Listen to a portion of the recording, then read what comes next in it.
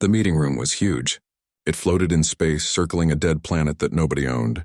Inside, representatives from dozens of alien species sat in their special chairs. Each chair was made for their different bodies. Some aliens had forearms. Others had scales or fur. Some breathed different air than others. Captain Doyen stood at the bottom of the room. He wore his military uniform, dark blue with silver buttons. His face showed no emotion, but his hands were tight fists at his sides. Next to him stood Ambassador Yuna, a woman with gray hair and tired eyes. She had been talking to these aliens for 3 months. 3 months of insults and threats. Dr. Hana sat behind them, her fingers moving across a tablet computer. She was recording everything. Every word. Every threat. Humanity would remember this day. At the top of the room sat the 4 elder species. They called themselves the Galactic Council. They had ruled space for thousands of years. The Vrelics looked like giant insects with too many legs. Their leader clicked his mandibles together, making a sound like breaking bones. Next to them sat the Korthan, massive beings covered in thick armor plates. The Silith were tall and thin, their skin changing colors as they spoke. The Praxian looked almost normal except for their 3 eyes and gray skin. The Vrelics commander spoke first. His voice came through a translator box, cold and mechanical. Humanity, you have been expanding too fast. In 80 years, you have taken 47 star systems. This is not acceptable. You are young. You are primitive. You must be controlled. Yuna stepped forward. Her voice was calm but strong. We have colonized empty systems, systems with no intelligent life. We have broken no laws. We have harmed no one. The Korthan leader laughed. It sounded like rocks grinding together. You have no concept of galactic law, human. These systems are reserved for future use. The Council decides who expands and when, not children who just learned to leave their home planet. Doyen felt his jaw tighten. Children. They always called humans children. Humanity had built ships that could cross the galaxy. They had cured diseases and created artificial intelligence. But to these aliens, humans were nothing. The Silith representative stood up. Her skin turned a deep red color, which Hana had explained meant aggression. The Council has decided. You will abandon 30 of your colonies. You will return to your home system. You will accept Council supervision. Your military will be reduced. You will obey. Yuna's face went pale. That's impossible. Millions of humans live on those colonies. Families, children.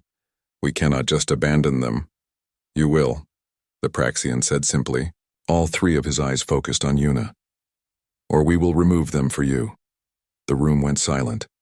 Around them, other alien species watched. Some looked uncomfortable. Others seemed pleased. Nobody spoke up for humanity. They were all afraid of the Council. Doyen stepped forward, moving in front of Yuna. His boots made sharp sounds on the metal floor. Let me understand this correctly, he said, his voice quiet but clear. You want us to abandon our people. You want us to destroy our ships. You want us to become your subjects. All because we are young. The Vrelics commander clicked his mandibles again. Finally, the human understands. You are not ready to be equals in the galaxy. You must be taught, controlled. Perhaps in a few thousand years you will be civilized enough to stand among us. Doyen looked at each council member slowly, then he looked at all the other species watching. He saw fear in some eyes, curiosity in others, but mostly he saw acceptance. They all believed humans would submit. And if we refuse? Doyen asked. The Korthan leader stood up to his full height, nearly 3 meters tall. Then we will force you. The Council commands a fleet of 3,000 warships. We have weapons that can burn your planets. We have existed for 10,000 years. What can you possibly do against us? Yuna grabbed Doyen's arm, trying to pull him back. But he didn't move. Instead, he reached into his pocket and pulled out a small device. A communication transmitter. He pressed a button, and suddenly his voice was being broadcast across every communication channel in the station. Every species would hear what he said next. You want to know what we can do? Doyen's voice was no longer quiet. It filled the room like thunder. You sit here in your comfortable chairs. You have ruled space for thousands of years without challenge. You have never faced a real threat. You have never known true war. The Vrelics commander made a sound like laughter. We have fought many wars, human. We have conquered entire systems. Doyen smiled, but there was no warmth in it. No, you have fought skirmishes, honor duels, ritual combat. You follow rules. You have ceremonies. You fight until one side surrenders and then you celebrate your victory and move on. He looked directly at the council members, his eyes hard as steel. We are human. We come from Earth. We have fought for every scrap of land. We have turned weapons of war into art forms. For 10,000 years we killed each other over resources, religions, and ideologies. We created weapons that could destroy our entire world, and we almost used them. The room was completely silent now. Even the translator boxes made no sound. We learned something about ourselves in those years. Doyen continued. We learned that when survival is at stake, we will do anything. We will sacrifice anything. We will destroy anything that threatens our existence. Yuna tried to speak, but Doyen raised his hand. You think your 3,000 ships frighten us? You think your ancient weapons will make us bow? Let me tell you something about humanity. We don't know how to lose. We don't know how to surrender. When you push us, we push back harder. When you threaten us, we eliminate the threat. The Korthan leader started to speak, but Doyen's voice cut through. So let me make this very clear. So clear that even you ancient species can understand. You want us to abandon our people? Never. You want us to destroy our ships? Come try to take them. You want war? Doyen pressed another button on his transmitter. Back on Earth, the military was already mobilizing. Ships were launching. Weapons were being armed. Humanity had known this day might come. They had prepared. His final words echoed through every speaker on the station. Then prepare to be erased. The transmission ended. The room exploded into chaos. Aliens were shouting. The council members were standing, their voices demanding order. But Doyen just stood there, arms crossed, watching them panic. Yuna stared at him in shock. Do you know what you've just done? Doyen nodded slowly. I've given them a choice. Back down, or discover what happens when you threaten humanity's survival. Dr. Hana looked up from her tablet, her face pale. The council is mobilizing their fleet. All 3,000 ships. They're heading toward New Jeju colony. Doyen's expression didn't change. Good, let them come. They wanted to see what humanity is capable of. They're about to find out. Around them, other alien species were evacuating the station. They didn't want to be anywhere near the council when the war started. But a few stayed, watching the humans with new eyes. These small beings had just declared war on the most powerful alliance in the galaxy. Either they were insane, or they knew something the galaxy didn't. Time would tell which one it was. Admiral Minho sat in his command chair aboard the warship Indomitable. Around him, holographic displays showed the positions of every human ship in the fleet. 250 vessels spread across 3 star systems. It looked like a small number compared to the Council's 3,000 ships. But Minho wasn't worried about numbers.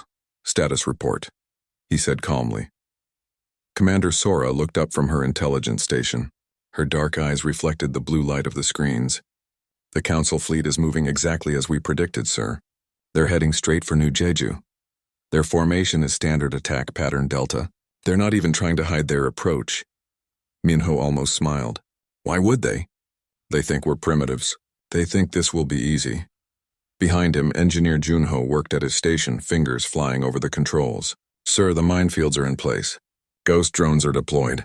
All systems are green. They're walking right into it.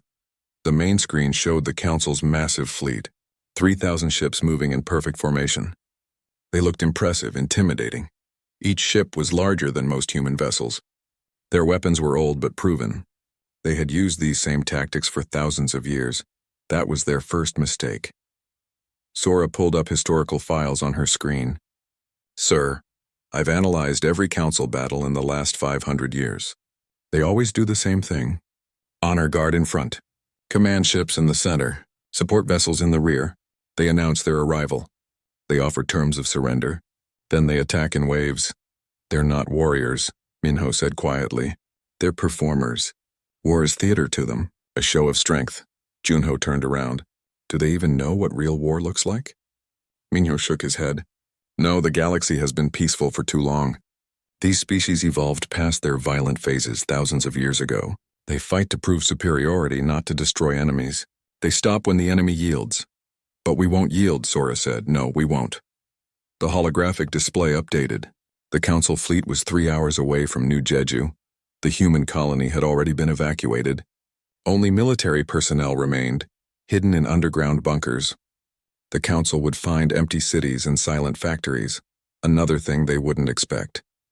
Minho opened a channel to the entire fleet. All ships, this is Admiral Minho. In 3 hours the Council will arrive. They think they're coming to conquer a colony. They think we'll follow their rules. They're wrong on both counts. He paused, looking at the faces of his crew, young and old, men and women, all human. Our ancestors fought wars that would horrify these aliens. We burned entire continents. We poisoned seas. We created weapons that could end all life on our planet. Not because we're evil, but because when survival is at stake, we do whatever it takes. Sora was nodding. Junyo had stopped working to listen. The Council expects honor battles. They expect rules. They expect us to fight the way they fight. But we're not going to do that. We're going to fight the way humans have always fought. Smart, dirty, and without mercy. He closed the channel and turned to Sora. Begin Phase 1. Sora's fingers danced across her controls. Across the new Jeju system, invisible minds activated. They had been placed over the past month, floating in space like silent predators. The Council's sensors wouldn't detect them. They were too old, too outdated. Sir, the Council fleet is entering the outer system, Junho reported. On screen, the massive alien fleet appeared, ship after ship, spreading out in their perfect formation. Minho watched them come closer. Closer. A communication came through. The Relics commander's clicking voice filled the bridge. Human colony New Jeju. This is Relics Commander Thakto. You have violated Council law. Surrender immediately or be destroyed. You have 1 standard hour to respond. Minho muted the communication. 1 hour. They're giving us 1 hour, just like they always do. Sora, what are they doing now? They've stopped at the system's edge, sir. They're waiting for our response. Their formation hasn't changed. Perfect, predictable, Junho sent the response. Use the pre-recorded message. Junho grinned and pressed a button. A message shot toward the Council fleet. On it, a hologram of Captain Doyen appeared. He looked calm, professional. Council Commander, we reject your demands. New Jeju is human territory. If you want it, come and take it. Simple, direct, not what the Council expected. On the screens, Minho watched the Council fleet react. Ships moved slightly. Communications increased. They were confused. Usually, colonies begged for mercy. They offered tribute. They tried to negotiate. Humans did none of those things. They're moving forward, sir, Sora reported. All 3,000 ships. They're coming right at us. Good, Minho said. Let them come. The Council fleet advanced, still in formation. They were heading toward New Jeju's main planet, toward what they thought would be an easy victory. Minho counted down in his head. 10 seconds. 5 seconds now, he said quietly. Junho pressed a single button. Space erupted in fire. The mines activated all at once. Hundreds of them, carefully placed along the Council's route.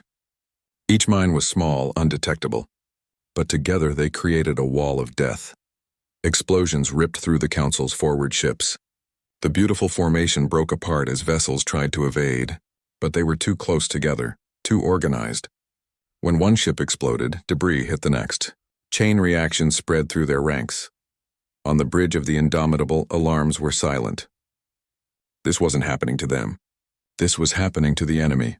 Report, Minho ordered. Sora's voice was excited but controlled. 214 enemy ships destroyed or disabled, sir. Their formation is broken. They're trying to reorganize 200 ships. 1/10 of their fleet gone in seconds. The Council's perfect formation was now chaos. Phase 2, Minho said. Human ships appeared from nowhere. They had been hiding behind asteroids, powered down, invisible. Now they activated their engines and weapons. Small, fast attack ships swarmed toward the confused Council fleet. The Council tried to fight back, but they were still recovering from the minefield. Their big ships were powerful but slow. The human attack craft were like angry insects, striking and disappearing before return fire could hit them. Sir, the Council is broadcasting a message, Sora said. Minho nodded. Play it. The Relics commander's voice was no longer calm. Human vessels! This is against the rules of war. You attacked without proper declaration. You used hidden weapons. This is dishonorable. Minho picked up his communicator. This is Admiral Minho of the human fleet. There are no rules in war. There is only winning and losing. You wanted war. Welcome to a human war. He cut the communication. Junho was laughing at his station. They think we're cheating, sir.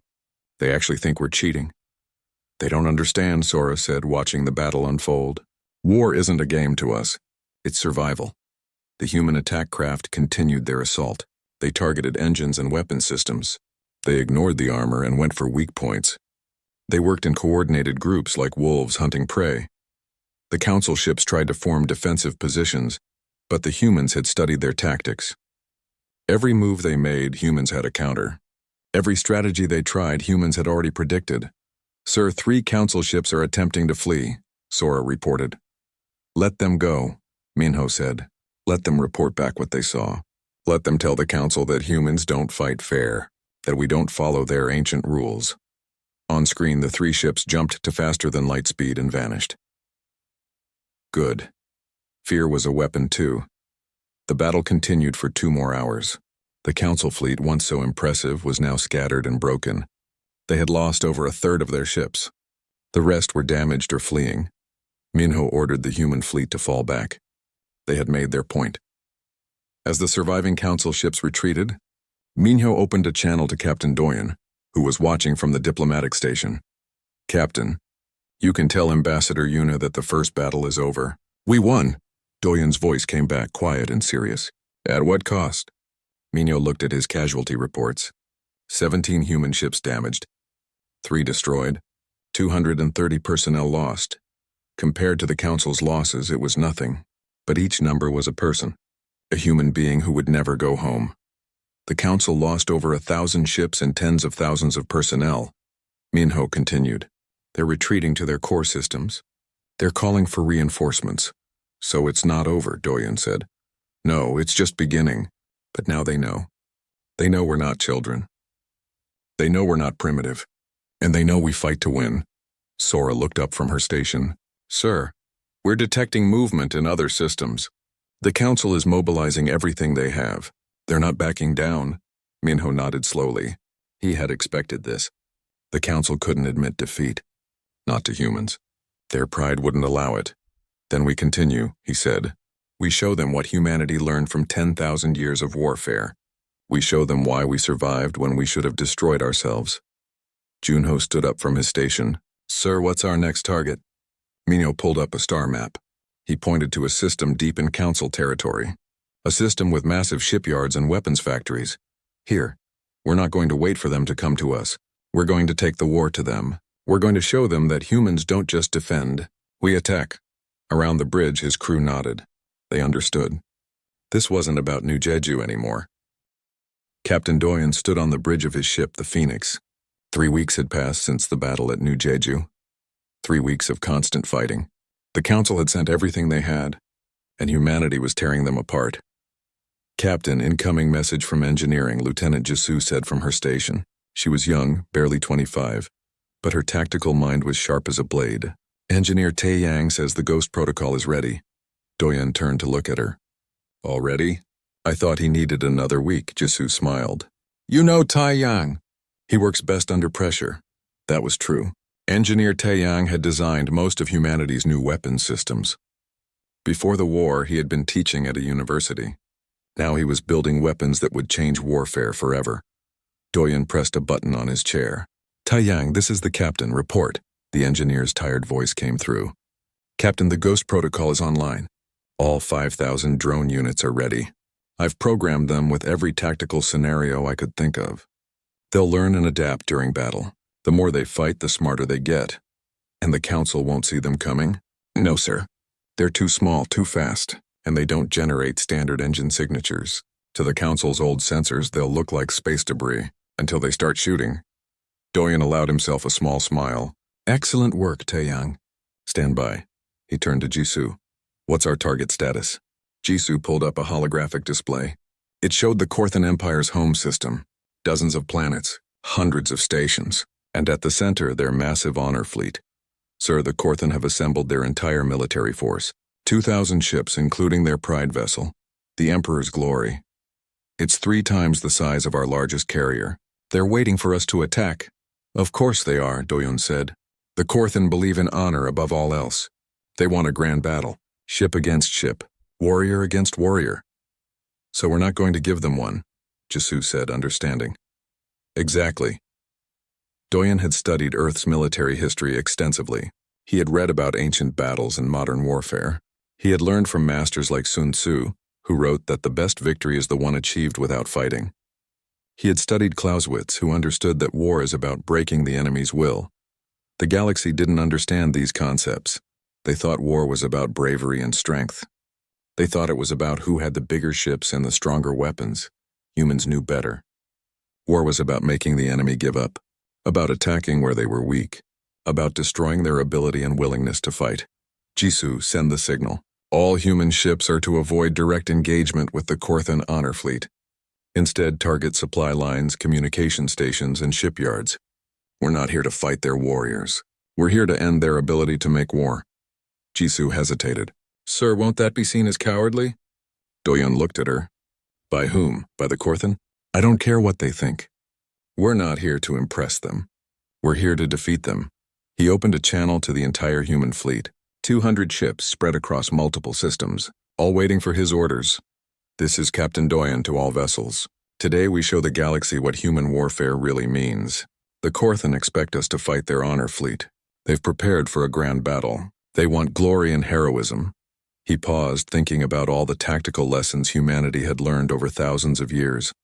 We're going to disappoint them. We're going to bypass their fleet entirely. We're going to destroy everything they need to sustain a war. Their factories, their supply depots, their communication networks, and when they realize what we've done, when they see their empire crumbling around them, they'll understand that glory means nothing if you can't feed your people or fuel your ships. Across the fleet, captains acknowledged his orders. They understood. This wasn't about being brave or honorable. This was about winning. Taeyang, Doyun said. Deploy the Ghost Protocol. In the cargo holds of 50 human ships, bay doors opened. 5,000 small drones launched into space. Each one was no bigger than a person. They moved silently, their engines barely creating any heat signature. They spread out across the Korthan system like an invisible net. On the bridge of the Phoenix, screens showed what the drones were seeing. Factories building weapons, stations storing fuel and supplies, communication arrays connecting the entire empire, all undefended, all vulnerable.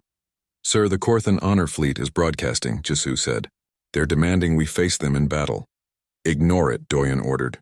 Begin the operation. The Ghost Protocol activated. 5,000 drones attacked simultaneously across the entire Korthan system. They targeted weak points, computer systems, power generators, life support on stations. It wasn't glorious. It wasn't heroic. But it was effective. Within an hour, the Korthan Empire's infrastructure was crippled. Factories went dark. Communication networks failed.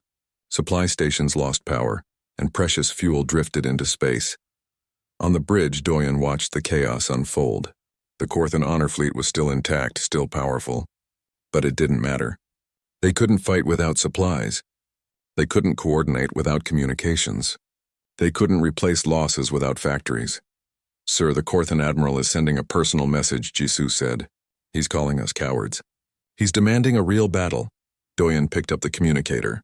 Patch him through. A massive Korthan appeared on screen. His armor was covered in medals and honors. His face showed rage and confusion. Human. You dare call yourselves warriors? You hide and strike at defenseless targets. Face me in battle if you have any honor. Doyen's expression didn't change. Admiral, you don't understand. We're not warriors. We're survivors, and survival doesn't care about honor. You're cowards. Perhaps, but we're winning. Doyen cut the communication. Around him, his crew worked efficiently. No glory, no heroism. Just people doing their jobs, dismantling an empire piece by piece. Sir, the Silith Collective is attempting to intervene, Jisoo reported. They're sending their fleet to support the Korthan. Good, Doyen said. The more they commit, the more we can destroy. Redirect Ghost Protocol units to Silith supply routes. Use the same strategy. Jisoo smiled grimly. They still don't understand, do they? No. They think if they just bring more ships, more weapons, they'll win. They don't understand that we're not fighting their military. We're fighting their entire ability to make war. Over the next 3 days, the human fleet moved through Council territory like a surgical knife. They didn't fight honor battles. They didn't engage in glory combat. They destroyed infrastructure. They severed supply lines. They hacked computer networks. The Council's mighty fleets found themselves helpless. They had ships and weapons, but no fuel to move. No supplies to sustain their crews. No communications to coordinate their attacks. In a command center deep in Council territory, the 4 elder species held an emergency meeting. The Vrelix commander's mandibles clicked frantically. The Korthan admiral stood in shame, his honor fleet useless and stranded. The Silith representative's skin flashed angry reds and purples. The Praxian leader's 3 eyes showed fear for the first time in centuries. How are they doing this? The Silith demanded. We have the larger fleet. We have more weapons. We should be winning. The Praxian pulled up tactical displays. They're not fighting us. They're dismantling us. Every time we move to engage, they avoid us and attack something else. We can't catch them. We can't predict them. And we can't sustain our operations without our infrastructure. This isn't war, the Korthan admiral said quietly. This is murder. They're killing us without even fighting us. The Vrelix commander made a sound like breaking glass. We must adapt. We must change our tactics. And to what? The Praxian asked. We don't know how to fight like this. Our entire military doctrine is based on direct engagement. Honor combat. We don't have strategies for this kind of warfare. Then we need to learn, the Silith said, or we need to surrender. The word hung in the air. Surrender. Something no Council species had done in 10,000 years. Back on the Phoenix, Doyen received a report from Admiral Minho. The human fleet had destroyed or disabled 60% of Council military infrastructure. The Council's fleets were still largely intact, but they couldn't operate. They were trapped helpless watching their empires fall apart, Captain. Jisoo said softly. Do you think they'll surrender? Doyen thought about it. These were proud species, ancient civilizations. They had ruled the galaxy for millennia. No, he said finally. Not yet. They'll try something desperate first, something they think will change the course of the war. What could they do? I don't know. But we need to be ready for anything. He was right. 2 days later, the Council deployed a weapon they had kept secret for centuries. A planet killer, a massive device that could crack a world in half. They aimed it at a human colony called New Sol. When Doyen heard the news, he felt cold rage fill his body. They were going to kill millions of humans, innocent people, families, children. Get me Engineer Taeyang, he ordered. When Taeyang appeared on screen, Doyen didn't waste time. Can we stop a planet killer weapon? Taeyang thought for a moment. Not destroy it, no. But maybe redirect it. If we can hack into its targeting system, do it, Doyen said. And redirect it to Council Military Staging Area Beta, the one with no civilian population. 3 months had passed since the surrender. 3 months since the galaxy changed forever. Ambassador Yuna sat in her new office on the Council station. It wasn't the same room where the old Council had threatened humanity. That room was now a museum, a reminder of what happened when power was abused. Her new office was smaller, simpler. She had insisted on that. She didn't want to become what the Council had been. There was a knock on her door. Come in, she said. Captain Doyen entered. He looked different now. He had resigned from active military service. The uniform was gone, replaced by simple civilian clothes. But his eyes still carried the weight of what he had done. What they had all done. Ambassador, he said formally. Just Yuna, please, she replied. We've been through too much for formalities. He sat down across from her. For a moment, neither spoke. The silence was heavy with memory, with the ghosts of the war. I've been called to Earth, Doyen finally said. There's going to be an inquiry. About my declaration. About the war. About the methods we used, Yuna nodded. She had expected this. Are you worried? Yes, he admitted. Not for myself, but for what it means. Some people on Earth think we went too far, that we became monsters. They want someone to blame. And you're the easiest target, Yuna said. The man who said prepare to be erased. Doyen smiled sadly. I meant it, you know. Every word. When I said it, I knew what would follow. The deaths, the destruction. And I said it anyway. Because you were protecting humanity, was I? He asked, or was I just angry? Was I just tired of being called primitive and young and inferior? Did I start a war because of pride? Yuna leaned forward. Doyen, the Council was going to attack whether you said those words or not. They had already made their decision. You just refused to let them do it on their terms. Maybe. But I wonder sometimes, what if I had stayed silent? What if we had tried longer to negotiate? Then millions of humans would be dead. They weren't negotiating, Doyen. They were delivering an ultimatum. Submit or die. You gave them a third option. Fight and lose. Before Doyen could respond, the door opened again. Dr. Hana entered, followed by a man Yuna had never met. He was young, perhaps 30, with kind eyes and a nervous smile. Ambassador Yuna, Captain Doyen, Hana said. This is Hyun. He's been selected as humanity's new representative to the Galactic Assembly. The Galactic Assembly. That was what they were calling it now. Not the Galactic Council. The word council reminded too many species of the old order. The assembly was meant to be different. Equal voices. Shared power. No species above others, at least that was the theory. Hyun bowed respectfully. It's an honor to meet you both. You're heroes to many people. And villains to others, Doyen said quietly. Hyun looked uncomfortable. Yes, well, the galaxy is complicated now. That was an understatement. In 3 months, everything had changed.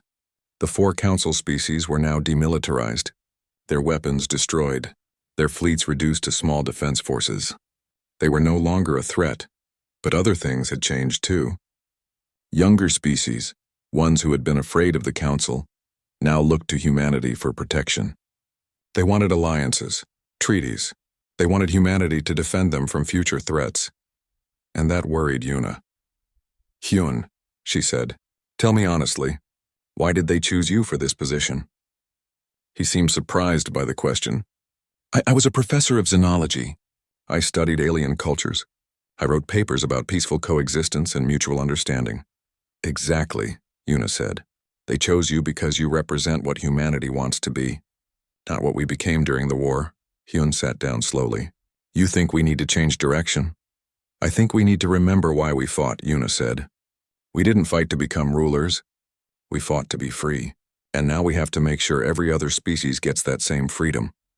Dr. Hana pulled up a holographic display. It showed the galaxy, dozens of species, hundreds of worlds, and at the center, Earth, humanity.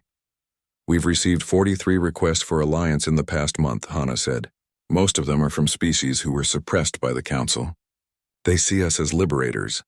And 12 formal complaints, Yuna added, from species who think we're the new tyrants, who think we destroyed the Council just to take their place. Which is why we need to be careful, Doyen said. Every decision we make now will define humanity's role in the galaxy for centuries. Maybe forever. Hyun looked at the 3 of them. These were the people who had been there from the beginning, who had lived through the war, who carried its weight. What should I do, he asked. How do I represent humanity without becoming what the Council was? Yuna thought about that. It was the same question she asked herself every day. How do you hold power without abusing it? How do you stay strong without becoming cruel? The Council's mistake, she said slowly, was believing they had the right to control others. They had power, so they used it to dominate. We can't make that same mistake. But we need to stay strong, Doyen added. If we disarm, if we show weakness, someone else will rise up. Some other species will decide they should rule. So we stay strong but use our strength to protect, not to control, Hana said. We enforce rules that apply to everyone, including us. Hyun nodded. The Terran Accords. That's what Ambassador Yuna has been working on, right? Yuna pulled up another display. It showed a document, hundreds of pages long. The Terran Accords. These are the rules we're proposing for the new galaxy, she explained. No species can threaten another. No species can demand subjugation. Military forces are limited. Disputes are resolved through negotiation. And most importantly, these rules apply to humanity too. Will the other species accept this? Hyun asked. Some will, Yuna said. The ones who suffered under the Council. The ones who want peace. But others won't. They'll see it as humanity imposing its will. Because that's what it is, Doyen said bluntly. We won the war. Now we're dictating the peace. No matter how noble our intentions, it's still us forcing our vision on the galaxy. The room was quiet. They all knew he was right. Humanity had power now. And power, no matter how carefully used, was still force. So what do we do? Hyun asked. We do our best, Yuna said. We try to be better than those who came before us. We make mistakes, we learn from them, and we try again. It's all anyone can do. Over the next week, the Galactic Assembly held its first meeting. Species from across the galaxy gathered. Some came willingly. Others came because they had no choice. But they all came. Hyun stood before them, giving his first speech as humanity's representative. "We are here because the old order failed," he said. His voice was calm but clear. The Galactic Council believed that power gave them the right to rule. They were wrong. Power gives responsibility, not rights. He looked at the gathered species. Some nodded. Others looked skeptical. Humanity didn't want this war. We didn't seek it. But when we were threatened, when our existence was at stake, we did what we had to do. We survived. The Korthan representative, a young leader named Seung-ho, stood up. "You did more than survive. You destroyed us. You took everything from us." Hyun met his eyes. "Yes, we did. And I won't apologize for that. You threatened to erase us from the galaxy. We responded with everything we had. That's what survival means. So might makes right," Seung-ho challenged. "No," Hyun said firmly. "Might makes responsibility. We have power now, and we're going to use it to make sure what happened to us never happens to anyone else. Not to you. Not to the relics. Not to any species in this galaxy." He pulled up the Terran Accords. "These are the rules we're proposing. Read them, debate them, suggest changes. But understand this. The age of domination is over. No species will subjugate another. Not the Council. Not humanity. Not anyone." The assembly erupted in discussion. Some species praised the Accords. Others criticized them. But everyone was talking. Everyone had a voice. That was the difference, Yuna thought as she watched. The Council had spoken and everyone obeyed. The assembly spoke and everyone argued. It was messy. It was chaotic. But it was democracy. After the session, Captain Doyen found Yuna in the observation deck. She was looking at Earth again. "Always Earth. Your inquiry is tomorrow," she said. He nodded. "I know. I've prepared my testimony. Will you tell them the truth?" "Which truth?" he asked. "That I was angry and wanted to show the Council they couldn't threaten us? Or that I was protecting humanity from extinction?" "Both are true." Yuna turned to face him. "Tell them all of it. Tell them about the anger and the fear and the determination. Tell them what it felt like to stand there while the Council demanded our surrender. Tell them why you said what you said. And if they condemn me, then you accept it," she said. "Because that's what makes us different from the Council. We hold ourselves accountable, even when it's hard." The next day, Doyen stood before the inquiry board on Earth. Politicians and military leaders and civilian representatives. They asked him questions for 6 hours. About his declaration. About the tactics used. About the civilian casualties and the destruction. He answered honestly. He didn't hide behind excuses or justifications. He told them everything.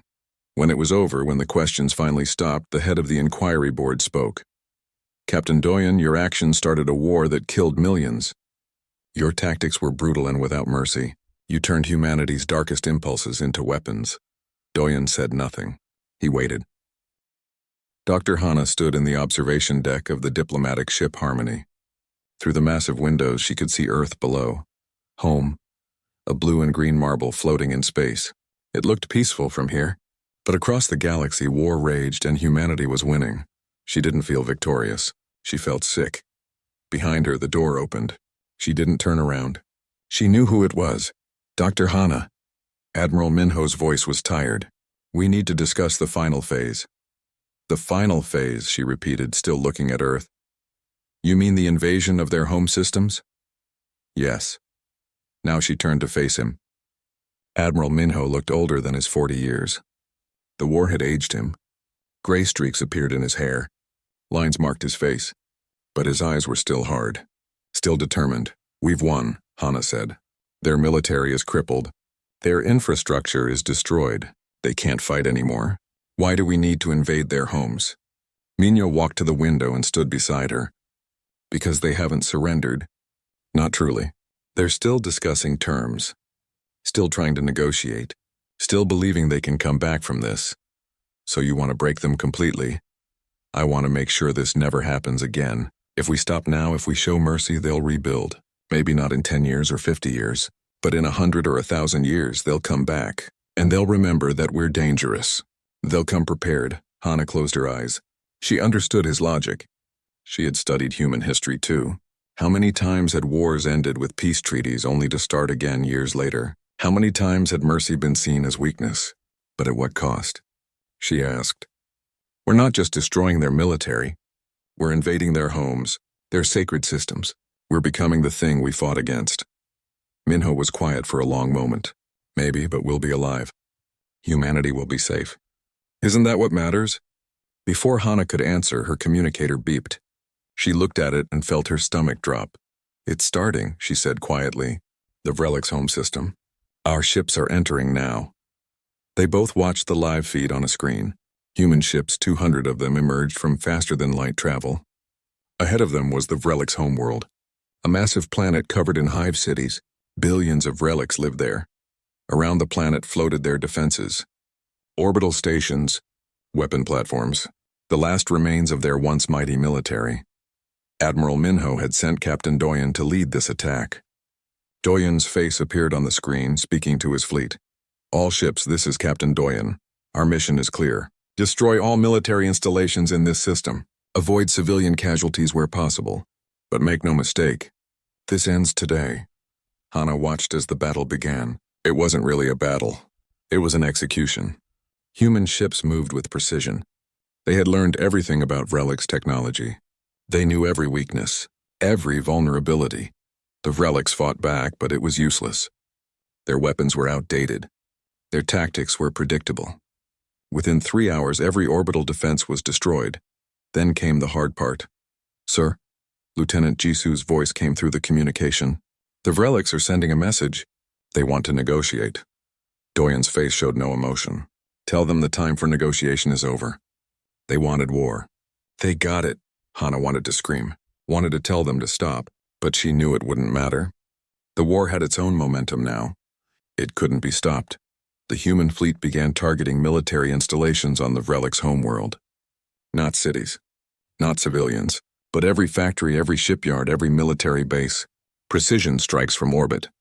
The Vrelix could only watch as their military power was systematically destroyed. On Earth, in the government chambers, civilian leader Minji was having her own crisis. She had called an emergency meeting of the Human Council. Politicians, military leaders, and civilians all gathered to discuss what was happening. This has gone too far, Minji said, her voice shaking with emotion. We've won the war. The council can't fight anymore, but we're invading their homes. We're destroying everything they have. When does it end? General Kiwan, a veteran of the first battles, stood up. It ends when they can never threaten us again. When every species in the galaxy knows that attacking humanity means total destruction. So we become monsters? A young politician named Bora asked. We become exactly what we accuse them of being. We become survivors, Kiwan replied coldly. The galaxy sees only two things, strength and weakness. If we show mercy now, they'll see weakness. And in 100 years, someone else will try what the council tried. Minji looked around the room. She saw fear in some faces, determination in others, and in a few she saw the same thing she felt, doubt. What would our ancestors think? She asked quietly. We've spent the last 200 years trying to be better than we were, trying to move past our violent history, and now we're embracing it again. Our ancestors survived, Kiwan said. That's all that matters, survival. Back on the Harmony, Dr. Hana was watching the feeds from the Korthan home system. Admiral Minho had gone there personally. The Korthan honor culture meant they wouldn't surrender easily. They would rather die with glory than live with shame. Minho gave them a choice. Surrender your military. Accept human terms. Or watch your empire burn. The Korthan admiral, the same one who had called humans cowards, made his decision. He would not surrender. Instead, he ordered his remaining ships to make a final charge at the human fleet. It was suicide. Beautiful, glorious, honorable suicide. But still suicide. The Korthan ships charged. The human ships destroyed them. Every single one. The Korthan admiral died with his crew, believing he had maintained his honor. Hana felt tears on her face. These were the enemy. They had threatened to destroy humanity. But they were still people. Living beings with families and cultures and dreams. And now they were dead. Is this who we are? She whispered. Admiral Minho heard her. This is who we've always been, Dr. Hana. We just forgot for a while. Humans are survivors. We do whatever it takes. That's how we climbed to the top of Earth's food chain. That's how we survived ice ages and plagues and wars. That's how we'll survive the galaxy. But at what cost? she asked again. Minho didn't answer. He didn't have an answer. Or maybe he did and he just didn't want to say it out loud. The cost was their humanity. Their belief that they were better than their violent ancestors. The war continued. One by one, council home systems fell. The Silith tried to negotiate but found that human terms were absolute. Complete demilitarization, council supervision by humans. Acceptance of human authority. The Praxians surrendered quickly, seeing no other choice. In 3 months, the war was over. The mighty Galactic Council, rulers of the galaxy for 10,000 years, was broken. Their fleets were destroyed. Their worlds were under human watch. Their civilization would continue, but they would never be powerful again, and humanity stood alone at the top. The new power in the galaxy, the species that everyone feared. On Earth, celebrations erupted. People danced in the streets. They cheered the victory. Humanity had survived. They were safe. The threat was gone. But in quiet rooms and empty halls, some people were silent. They looked at what humanity had done and wondered. They had won the war. But had they lost something more important? Dr. Hana stood in her office looking at reports. Casualty numbers. Destroyed ships. Ruined worlds. The price of victory was written in blood and fire across the galaxy. Her communicator beeped. It was Admiral Minho. Dr. Hana, your presence is requested at the surrender ceremony. Ambassador Yuna wants you there. Why? She asked. I'm just a scientist. Because someone needs to remember, Minho said quietly. Someone needs to witness what we did. What we became, she understood. This wasn't just about victory. It was about bearing witness. About making sure humanity never forgot the cost of this war. 3 days later, on the same council station where it all began, the surrender was signed. The 4 council leaders stood before Ambassador Yuna and Captain Doyen. They looked defeated, broken. The Vrelix commander signed first. Then the Korthan regent, the previous admiral having died in battle. The Silith representative, the Praxian leader. One by one, they surrendered everything. Their military power, their authority, their pride, and humanity accepted it all. Ambassador Yuna spoke, her voice broadcast across the galaxy. Let this day be remembered. Let every species know, humanity does not seek war, but when threatened, we will do whatever it takes to survive. We will not be subjugated. We will not be controlled. We will not surrender. She paused, looking at the defeated council leaders. From this day forward, the galaxy has a new order, an order where no species threatens another, an order where strength is used to protect, not to dominate, and an order where humanity stands watch, ensuring that what happened to us never happens to anyone else. It sounded noble. It sounded righteous. But Dr. Hana, standing in the back of the room, knew the truth. Humanity hadn't just defended itself. It had become the new threat, the new power to be feared, and that scared her more than anything. The ceremony ended. The council leaders left, returning to their broken empires. The galaxy adjusted to its new reality, and humanity stood at the center of it all, powerful and feared. Captain Doyen found Dr. Hana after the ceremony. You look troubled, he said. Don't you see what we've become? She asked. We're the council now, the powerful species that everyone fears.